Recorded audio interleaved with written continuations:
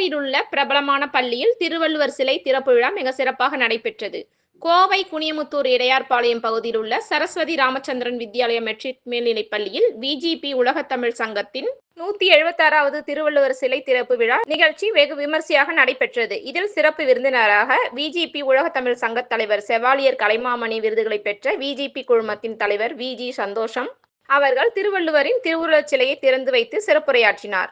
மேலும் அறம், பொருள், இன்பம் ஆகிய தனிமனித வாழ்க்கை ஒழுக்க நெறியை உணர்த்தும் முப்பாலை அருளிய திருவள்ளுவரின் திருவுருவச் சிலை எங்கள் பள்ளியில் அமைத்ததற்கு நாங்கள் மிகுந்த பெருமையடைகிறோம்.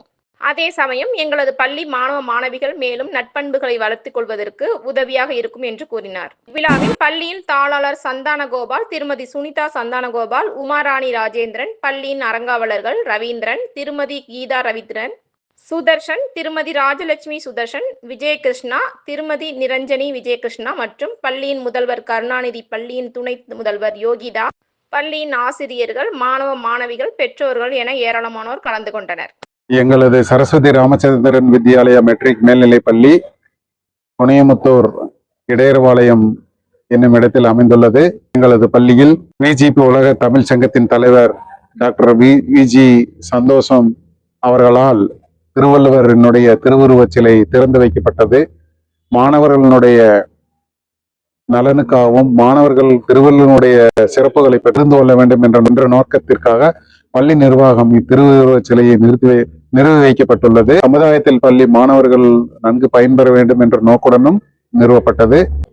பள்ளி சிறப்பான முறையில் 34 ஆண்டுகளாக கல்வி பணியை நிர்வாகத்தினர் செய்து கொண்டு வருகிறார்கள். 34 ஆண்டு விழா இன்று கொண்டாட உள்ளோம். அதன் முதல் நிகழ்ச்சியாக திருவள்ளுவர் திருவுருவச் சிலை இன்று திறந்து வைக்கப்பட்டது. எங்களது பள்ளியில் Ramachandran cricket academy, football, hockey, kho kho இந்த மாதிரி விளையாட்டுகளும் சிறப்பான முறையில் பயிற்சியாளர்களை கொண்டு நாங்கள் பயிற்சி செய்து கொண்டு வருகின்றோம்.